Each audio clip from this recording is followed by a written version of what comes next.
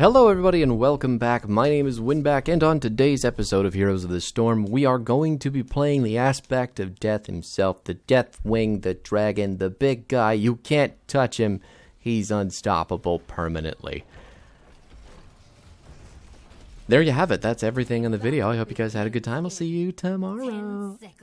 I'm just kidding.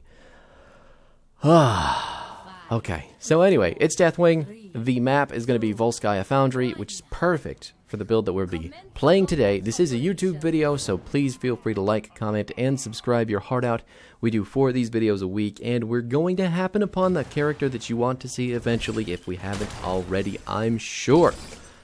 So, with Deathwing, the build that we'll be rolling in this video is going to be the ranged form that has taken on a bit of popularity since its most recent buffs and the nerfs to Deathwing's melee form.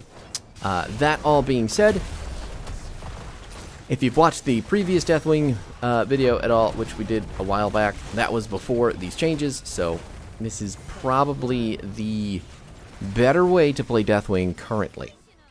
That being said, if you're not familiar with Deathwing, he does have 2 forms. He has a ranged form, which is Destroyer form, and he has... No, sorry, that's melee form. Destroyer form is melee form. Ranged form is Worldbreaker.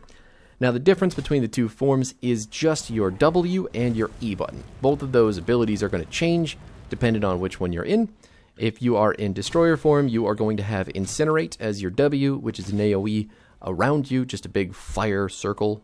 Pretty cool. And then your E is called Onslaught, which is just a dash for Deathwing that is going to deal extra damage and extra slowing at the tip of the dash. So, really good stuff there, really strong melee stuff, and the only other form of mobility that Deathwing is going to have is Onslaught in his melee form, apart from his ultimate. Our ultimate is called Cataclysm. We do get that right out the gate with this ability, or with this character, but it is not available for at least another 136 seconds as of right now. So we'll probably have it around level 7-ish, 7 to 8. Right before we hit 10, our ult is going to be available, even though we have it from level 1. That said, Cataclysm is just a huge flying swoop that Deathwing does, and he is going to throw a whole bunch of fire on the ground behind him, and then people who stand in the fire are going to be damaged, and it covers a pretty expansive area. It's something. I mean, it's your definite get-out-of-jail-free card if you are getting yourself into a pickle and you're losing a lot of health real fast. Which you shouldn't be, because Deathwing straight makes him completely unstoppable, and every 25% health that he has, he gets an armor plate, which gives him 10 armor. So we have basically 40 permanent armor as long as we're above 75% health, and then we lose 10, obviously, every chunk that we go down until we're dead. Ta-da! So, on top of that, Deathwing's abilities do 100% additional damage to heroes, which is fantastic, but he cannot be healed or supported in any way by his team. That means no Abathur hats, no healing from any of the healers, no Medivh shield or portal. Nothing can be used on Deathwing that would benefit him from an ally. I'm just getting jumped on. And somehow I'm not at all afraid, because CC does not bother me. Deathwing also cannot mount. Instead, we have the Dragonflight ability, which is going to launch him into the air, and subsequently it is the only thing that can heal him. So when you're in Dragonflight, you're going to get 2.5% of your max health back per second, and that is the only way that you can recover armor plating, because you only get armor plates as your health goes back up. So once you go over 25%, you get 1 armor plate back, 50, you get 2, 75, you get 3, you get where I'm going. But those are the big passive bits of Deathwing that you're not going to see as often as his final ability, which is his Q, and that is called Molten Flame. This guy is apparently typing, I'm assuming, because why else would you just be standing there letting them kill you? So your Q, Molten Flame, is going to be a very long wind-up, yet very huge damage ability that you can channel for as much energy as you have. Hogger, please. Please, Lou. Yeah, there we go. Roasted with the Molten Flame as she tries to run away. But you can see how long it takes there to wind up. On top of that, though, it does a pretty significant amount of damage to heroes. It's really, really good. Good stuff. But that is the focus of the ranged build with Deathwing. So keep that in the back of your mind once we start talking about the build. Definitely remember, when you're picking this character, you're really going to have to be thinking 2 steps ahead. Now, since we haven't talked about our other ranged abilities, our W is called Lava Burst, and it's the puddle that you've been seeing on the ground so far. It's a pretty big circle. It's going to slow for 35%, and it's going to deal a wee small amount of damage. Now, that damage is completely unimportant. Don't use that to clear waves. Do not think about the ability dealing damage. Think about it only for controlling areas with that 35% slow, because it lasts a long-ass time, and it can cut some chokes off real hard, especially on Volskaya. There's a lot of places just to drop a lava burst and watch your enemy get stuck. It's fantastic. It's also really good setup for your Q. If you can get a chunk of people stuck in your lava burst, you rip a Q right on top of them and just shred their health bars. And then our E in ranged form, right there, you can see it. It is the, I'm gonna forget the name. Earth Shatter, that's what it's called. And what that's doing is creating those 2 huge lines.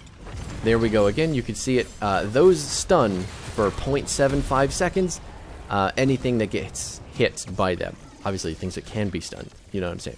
But it is a huge, huge, huge AoE ability, and if people are chasing into Deathwing, he can just rip that ability onto the people coming into the team and immediately stop them all dead in their tracks. If you can hit that ability in melee, basically anybody standing in front of Deathwing is going to be stunned, but it's really good, especially with the ranged form, because Deathwing is going to be spending a lot of time behind enemies, and you want to be able to just whack them with that thing when they try to make a decision to step up.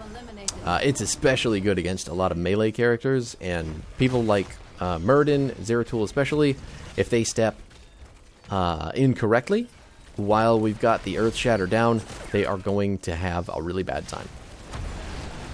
Honestly, I think probably the second best ability that Deathwing has, behind Molten Flame. But that's a story for another time. We're going to talk about the build now, because I don't want to run out of time like I always fucking do. Our level 1 talent, I think, requires a little bit of explanation, because I know that a lot of people are looking at this like, what the fuck is that? But Molten Blood is going to give us 0.6% of our maximum health per second while we have 3 or more armor plates. And you'll remember that we're only going to lose armor plates when we lose a 25% threshold of our health bar. So, as long as we're over 50% of our health bar, we're going to have 3 armor plates, which means that we're going to get a whole shitload more of just passive healing. Not to mention, I mean, you might have seen it earlier, Zeratul was just trying to auto-attack me from the early stages of the game and couldn't even deal enough damage to offset my passive healing and then my armor and then all that shit. Hogger, I'm sorry. I wanted you to live, but at the same time, I'm glad you did that thing that you did. Tracer, that's a little bit more on you there, friend. And there you can see we're using our Cataclysm to run the fuck away, because there was a lot of people potentially barreling down on us. We make use of everything that we talk about here on this channel. Let me tell you, that's a lie, but you understand what I'm getting at.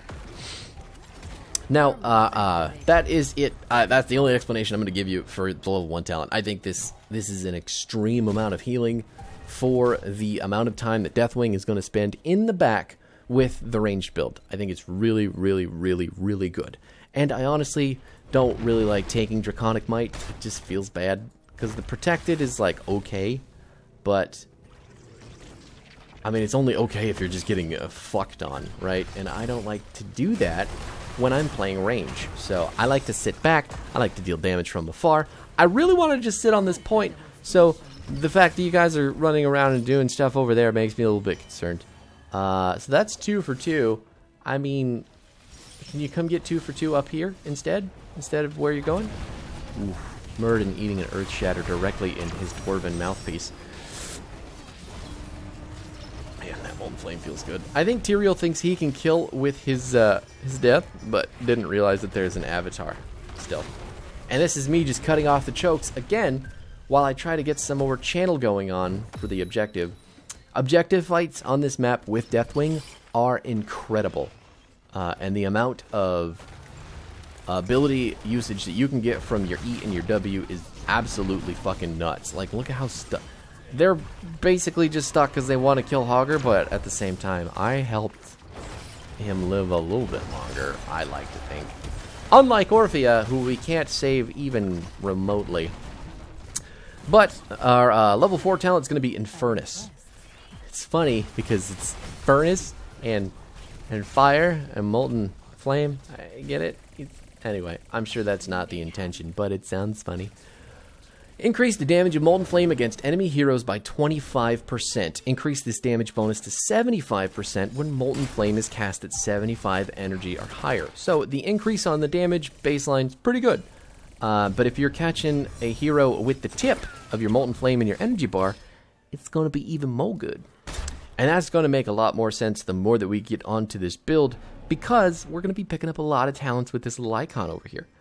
Now, our 7 talent is all going to affect Dragonflight. It's all talents that buff that ability, so it all comes into what you think that you need most when you're playing around dropping it with your Dragonflight. Oof. I don't think that they know who I am. What kind of breath that I breathe. I'm a dragon. Oh my god, they're just... They didn't even need me as the dragon there. They got everything as a Knoll, an Angel, a Tracer, and an Orphea. Good stuff. You're welcome for the help with the camp. But back to what I was saying. I am picking up Firestorm because I want to have the ability cooldowns when I land from Dragonflight on shorter cooldowns. Every time, I may not have mentioned this, but every time that you land from Dragonflight, your abilities go on a 6-second cooldown, so you can't use them right away. Because if you could potentially just land on top of people, rip all those things on one target, and then bust them, which is bad. From a global standpoint, that's really bad balancing. So it's a good thing, but I like having them up sooner, which is why I take Firestorm. And on top of that, the cooldown reduction of the ability itself we get a lot more of because we're hitting people with little meteors, and we can fly up in case we've gotten ourselves into a sticky situation and we need to go on the run. Now, our level 10 talent, you've probably noticed by now, since we've used our ult, I think that's like the 3rd time in less than 60 seconds. But every time that a fort or a keep dies, we get our cooldown back, which is a 90-second cooldown, all reset, super reset. And if we're just repeatedly ripping that bad boy on buildings, we're going to get it back quite often. So the damage itself is increased by 80%. So not only is Cataclysm going to do a shitload of damage, it can also siege buildings down real good. Like, really, really good. Not only that, but it creates a really big zone for the enemy team to be really scared of. So if they try to fight into you under a Cataclysm, they're just going to have a bad time. And when you're ahead, I mean, why not? Take the win more talent. Just do it. 13's called Wicked Inferno. Molten Flame's energy cost is going to be reduced. He's going to get out. That's fine. We're just going to give him a little puddle to peel. He's a wicked angel Tyrael. No, he's just regular. He's Master Tyrael. I thought he was Demon Tyrael. Oof. But it's going to be reduced, the energy cost.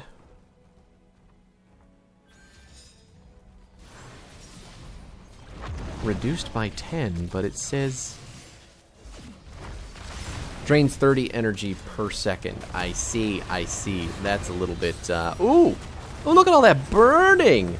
Oh my god, just nice and toasty under the Tyrael fire. Oh no.